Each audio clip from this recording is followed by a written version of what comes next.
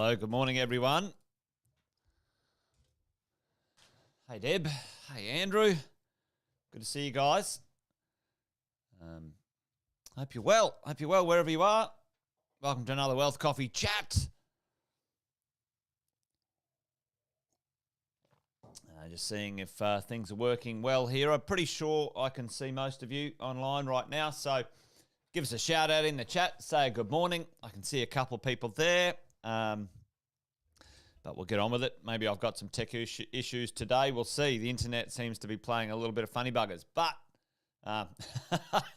yeah, my kids bought me this one. They know I like a few coffee mugs, so yeah, that's it. There you go.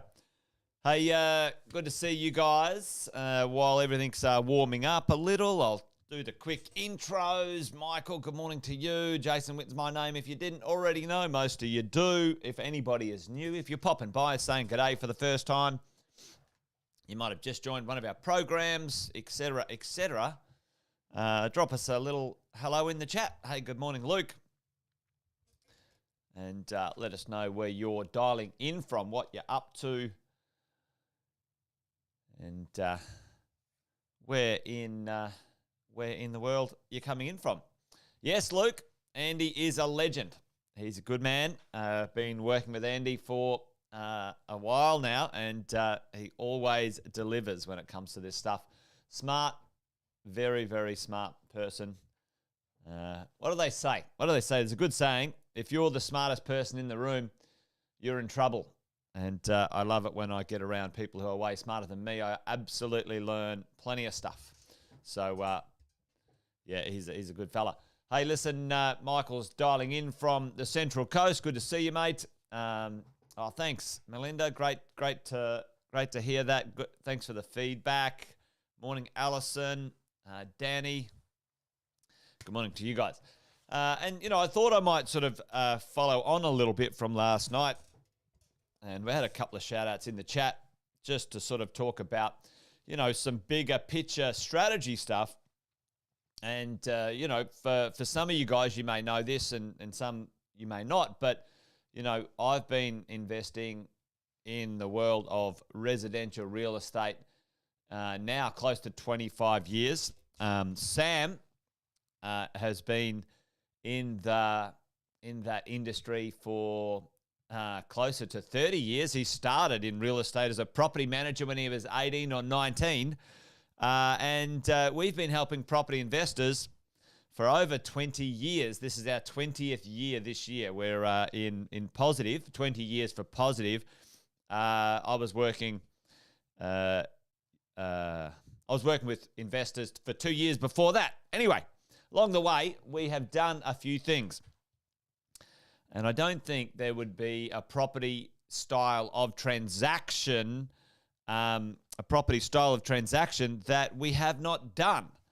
And so along the way, we've learned a couple things, and we've put them into models and strategies that we attempt to educate and communicate you guys with and support. So I thought I might sort of do an overview of the 5 major models compressed from, collectively, call it 50 years between Sam and myself, into some models this morning. So hang around. We're going to have a little look at that.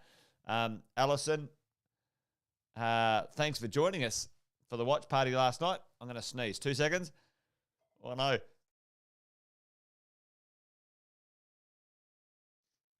There you go. Live shows, huh?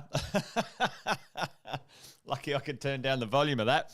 Anyway, thanks for joining us last night, Alison. Yeah, it was a bit of a bummer that the weather was terrible. We were hoping for a few more people, but the weather kept a couple away. But we're going to do a few more watch parties, which will be fun. Maybe get 15, 20 people together, maybe even more, and do a little bit of social fun stuff with the program. But hey, this morning I wanted to take you guys through a little bit of stuff, like I said before, when it comes to the models of what we do and why we do it. So let's dive in. I'll just give it a good nudge this morning, and we can see how we go. The overall concept that we've put together and you guys benefit from and we get to teach is something very simple Yes, Melinda, a watch party's coming. We're going to be cycling it through. I think Brisbane is the next one. Then we'll go round to Sydney and probably go to Adelaide, Canberra, sort of work our way down the east coast. So stand by. You're on the radar for that one, Melinda. But, the positive wealth, the property wealth system that we've, refined over time is certainly not something that you would call, a breakthrough in new technology or something like this. But the idea is, how do we put this thing together and talk about it in a way that's structured and we can really easily communicate it? So that's what I'm going to sort of take you guys through this morning, so stick with us. First part of this model is the idea, you've got to decide what you want, okay? Have you decided that you're going to be a real estate investor? And what do we mean by a real estate investor? You are going to be in this for the long term, all right? Long term. You are going to buy property and keep those properties for at least 15 years. This is the concept of what time it might take to get it done, 5 to 15 years to get this property wealth system in place. So the idea is, have you decided right now, put a yes in the chat for me if you say, yep, I've decided 100%, no matter what happens, no matter interest rates go up, interest rates go down, market goes sideways, whatever. Have you decided absolutely 100% categorically that you're going to be a property investor, which means buying and owning properties for the rest of your life? Put it in the chat for me. There's 30 of you on this morning. Unless you're driving, I want to see a Y or a yes in the chat. It needs to be yes. Because if you haven't decided yes, and that's me, I'm in, I'm all in, and it doesn't have to be all in, and I'm going to talk about that in a minute, but you're going to be a property investor. Boom, done. Now, we don't have to have another conversation about anything else. We can add other, hell yes, Luke, I love it. We can add other types of investing into the mix. Like last night, talking with Andy, I'm a big fan of shares. I'm a big fan of business. Now, for you and me, however, what we're doing right now is, yes, we've decided we're going to get this going, and a large part of it, probably more than 50 to 60%, is going to be property and residential property at that. We set our goals. How much do we want? We get educated. We understand. And we choose a 6-star team. Now, you guys have seen me talk about this before, so I'm not going to go into the 6-star team today. All right? So, tick. We're away. At some point, you need to understand these 3 major parts of your property wealth system. What assets are you going to buy?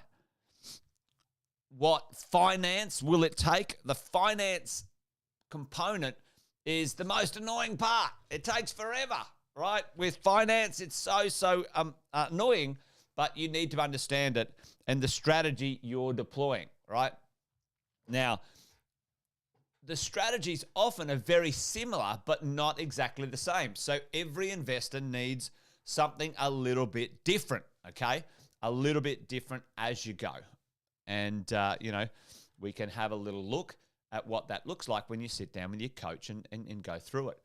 Brendan's got there a question. Hey, do you think a collective group could leverage the banks to get a lower discount? Yes, they can, Brendan. We used to do that often, actually. It was easier a long time ago. But yes, you can, Brendan.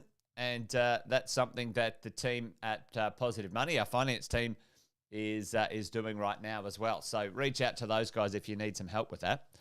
The structure of what you're going to do in the future, the concept. So the understanding. Do you understand the assets that you're buying?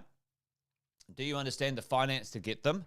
And do you understand the strategy of that process? Okay?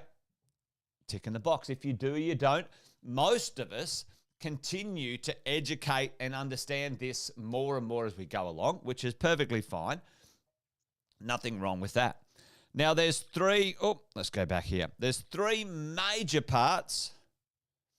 There's 3 major parts to the property wealth system that we need to make sure we have always on our radar, folks.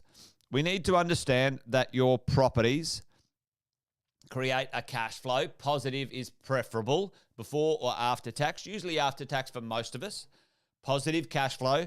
We need to understand minimizing the tax because our number one cost as investors to our wealth, and Andy said it last night and I say it all the time, you know, the number one risk to investors are politicians. And we need to understand which parts of our portfolio need to be debt-free and which parts don't need to be debt-free. Tell me in the chat, which part, it's usually one part that's a major priority to be debt-free, to be, you know, to be really efficient financially. Tell me in the chat which part of that is the one you've always got to make sure that you are debt-free on. Well, let's call it bad debt or non-deductible debt-free on your principal place residence, your PPR. Yes, exactly. Okay, so this is in stages. Like once your PPR, your principal place of residence, is debt-free, you get more choices, okay? And but you've got to have a strategy. You've got to focus on what you're up to. Yep, personal debt, right? Get rid of any personal debt that is not deductible. Now, you can pay your home off, like Andy said last night. You can pay your home off and you can redraw equity against it and invest, and that's deductible debt. So that is not what we would call principal place of residence debt anymore. It's investment debt, which is perfectly fine. Wealth foundation, your wealth foundation. Most of us need to have a principal place of residence, which is capital gains tax free. It is a foundation piece. It's a cornerstone of your wealth. And over time, you need an upgrade strategy, whether that's upgrading the property in situ, okay, renovating it or making it worth more as it is or where it is, or moving to somewhere more valuable over time. And I'm not going to go through that one today, but this is such an important essential part. And everyone that I've chatted to will need between 5 and 8 investment properties to achieve their goals. Okay, so these are the 4 pieces at the base of what we're up to. Decide that you're going to be a property investor. Don't muck around. Don't muck around. Oh, I'll have a go. I'll buy one and see. No, that's rubbish. Don't do it at all. If you're either going to do it or you're not going to do it. What did Yoda say? There's no try. There is like is or is not. Anyway, I think I've butchered that. Tell me in the chat, does anyone know what Yoda said to Luke? Anyway, I'm having a mental blank this morning. I hacked up, I made a mess of an Einstein quote too. I was trying to be a smarty pants to my wife this morning, and I hatcheted that Einstein quote as well, so it wasn't good. Anyway, so you're either you're doing it or you're not doing it. Like, look, one and having a go is not doing it, all right? I'm telling you. So, it's 5 to 8 investment properties. It's not difficult, folks. This is not a confusing process. Get your shit together and buy some real estate. You know, that's really the point of this thing. Or the rest of it is noise. The rest of it is noise and distraction and rubbish and carry on malarkey and bloody seriously. Anyway, so we know what we're doing. We know we've got to get this stuff, the foundational pieces. This is kind of all foundational pieces right here. This is where usually the hard work is. This is the hard work down there, okay? That's the hard work of what we need to do. Now, the fun work comes in these sections here, where we get enough wealth and momentum out of our portfolio, okay? Enough wealth and momentum out of our portfolio to do things like bigger deals, joint ventures, and like last night, the debt recycling conversation that we had with Andy last night. No, try not. Do or do not. There is no try. Thanks, Deb. Perfect. Nah, that's great. And listen, you know, there will be a time, there's always a time in investing that you just have to hold the bloody thing. Hold the line, folks. Hold the line. Right now, there's going to be a time where many of you have just got to like, hold the line. You've bought some properties. The cycle might be, you know, static for a moment. It might be going. I think it's a great time to purchase. I think there's a rental boom coming and a shortage like we've never seen in Australian history. There's just some noise over here, a little bit of kind of noise over here about interest rates. And, the ill-informed and the meek are over there worried about interest rates. Doesn't mean that you shouldn't be diligent about your cash flow. And that's not what I'm talking about. Okay, this is about you and I as property investors continuing with our acquisition strategy and just getting it done, folks. Get it done, right? There's no need to wait around, all right? And then at some point into the future, you guys know this. This is a medium to long-term investment play. Property is not short-term. It is not get rich quick. And if that's what you're here for, stop it. You're just going to ruin things for yourself and others if you think property is about getting rich quick and it's fast. It's not. I've never said that. And if anyone who tells you that, they're full of shit. There you go. Anyway, pretty fired up this morning. Anyway, I thought I had more time today to take you through a few more things, but that is the start part of where we are. There's the deciding you're in, you're going to do it. There's the understanding about what you're going to do, right, and why you're going to do it this way, okay? Then you understand there's three parts to the structure, always having these parts in your mind: debt-free, tax minimized, positive cash flow. The foundation of your wealth is going to be between 5 and 8 investment properties and a principal place of residence that you have on the upgrade strategy plan. Then if you want to, you can accelerate this thing, folks. Accelerate it. You don't have to. You can just leave it on the steady. The slow and steady wins the race. Or you can accelerate it, take a bit more risk, considered understood risk, debt recycle, bigger deals, joint ventures. You gotta hold the line. Sometimes it takes time. Sometimes it pops. Sometimes it's a slow win. You can't control that. And that at some point it will kick into cash flow phase and you'll call it an exit plan, call it a freedom plan, call it whatever. You're away. All right. There you go. All right, folks. Hopefully that made a little bit of sense this morning because, listen, I've got a few things that I'd like to show you guys at some point, which is like the 7 property wealth plans, the income engine, the tax-free matrix. There's a few things that I've still got to show you guys. So maybe I'll do a little bit of a follow-up tomorrow with this one, and we'll see how we roll with it. But there you go.